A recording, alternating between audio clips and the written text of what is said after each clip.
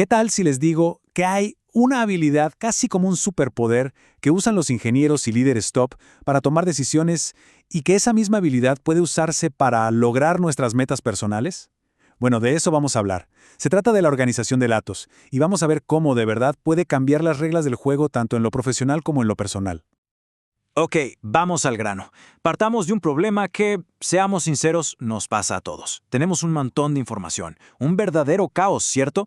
Y el reto es transformar todo eso en algo claro, algo que nos diga, ok, este es el camino.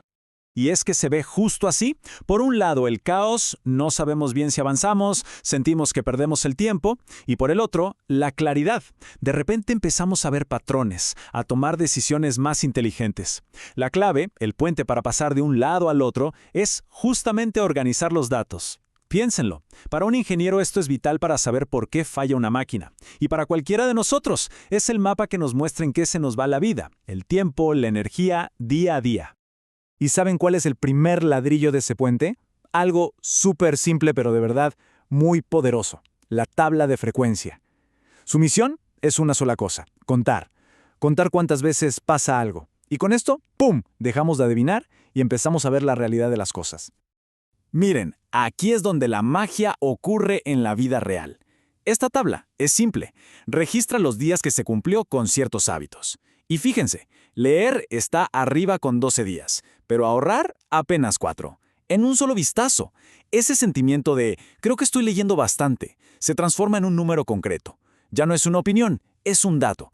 Y sobre los datos sí se pueden tomar decisiones.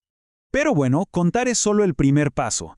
Para realmente entender la historia que nos cuentan los números, tenemos que ver la frecuencia desde 3 ángulos distintos. Cada uno nos va a dar una pieza del rompecabezas.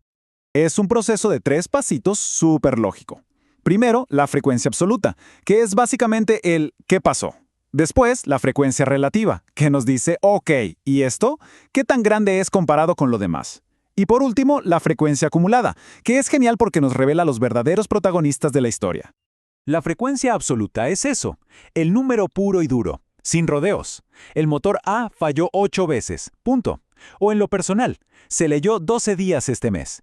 Es el dato crudo, el qué y el cuánto. Simple y directo. Luego viene la frecuencia relativa, que es la que le pone contexto al asunto. Convierte ese número en un porcentaje. Y miren el gráfico, ¡qué diferencia! Ya no son solo 12 días leyendo. Ahora sabemos que eso es el 40% de todo el esfuerzo dedicado a hábitos. De repente, ¡wow!, entendemos el peso real de cada actividad. Y para rematar, la frecuencia acumulada. Esta es la que nos ayuda a identificar a los pesos pesados. Es como ir sumando. Empezamos con el más grande, leer, que es un 40%. Le sumamos el siguiente, estudiar, con su 30%. Y listo, entre solo 2 hábitos ya tenemos el 70% de todo el esfuerzo. Esto es el famoso principio de Pareto en acción. Un pequeño número de causas generando la mayoría de los efectos. Muy bien, ya tenemos los números ordenados. ¿Pero ahora qué? Pues ahora toca convertirlos en una historia. Y la mejor forma de contar una historia con datos es visualizándola. Un buen gráfico transforma una tabla aburrida en algo que se entiende al instante. Si lo que queremos es comparar cosas distintas, el gráfico de barras es el rey, no hay duda. Miren cómo la barra de leer se dispara por encima de las otras. La historia se cuenta sola, ¿no? Este hábito va ganando, mientras que otros, como ejercicio, pues, se quedan un poco atrás. Es una foto perfecta para comparar, ya sea hábitos personales o el fallo de distintas máquinas. Ahora, ¿qué pasa si la historia no es una foto, sino una película? O sea, si queremos ver cómo algo cambia con el tiempo. Para eso, nada mejor que un gráfico de líneas. Aquí, por ejemplo, vemos el viaje de la productividad. Un arranque fuerte, un bache en la semana 3 y luego la remontada. Esto no es solo un dato, es una evolución, una tendencia. Vemos el camino completo, con sus subidas y bajadas. Y todo esto nos lleva a una verdad fundamental que está ahí en la pantalla. El gráfico correcto cuenta la historia. El incorrecto crea confusión.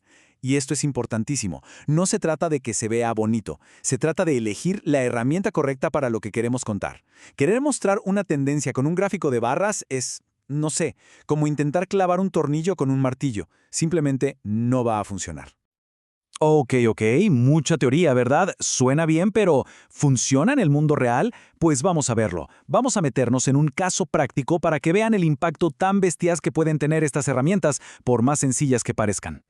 30%. Quédense con ese número, 30%. ¿Qué es? Es el resultado final de una historia que empezó, ¿saben con qué? Con una simple tabla de frecuencia. Es una reducción gigantesca en problemas operativos. La historia va así. Un ingeniero se puso a registrar las fallas de sus máquinas por 3 meses. Algo tedioso, quizás, pero cuando organizó los datos, ¡sorpresa! El patrón saltó a la vista. El 65% de todos los problemas venía de solo 2 máquinas. ¡Solo 2! Y encima, el turno de la noche tenía el doble de fallas que los demás. Con esa información, la solución era casi obvia. Mantenimiento a fondo en esas 2 máquinas y una mejor capacitación para el personal de la noche. ¿El resultado? Ahí lo tienen. Ese increíble 30% menos de fallas. Impresionante, ¿no? Pero la pregunta clave ahora es, y bueno, ¿esto qué tiene que ver con los objetivos de cada uno? ¿Cómo llevamos este superpoder de la fábrica a nuestro día a día? Pues significa que exactamente los mismos principios nos sirven para descubrir nuestras propias verdades ocultas. Cuando empezamos a registrar y organizar nuestros datos personales, de repente vemos con una claridad brutal en qué se nos va el tiempo de verdad, qué cosas nos llenan de energía y cuáles nos la roban. Se acaba el yo creo que y empieza el yo sé qué. Empezamos a construir, con evidencia, una versión más potente y enfocada de nosotros mismos. Porque al final del día, esto de organizar datos no es solo una cosa técnica para ingenieros. Es una herramienta para entendernos mejor. Para entender el mundo, sí, pero sobre todo para entendernos a nosotros.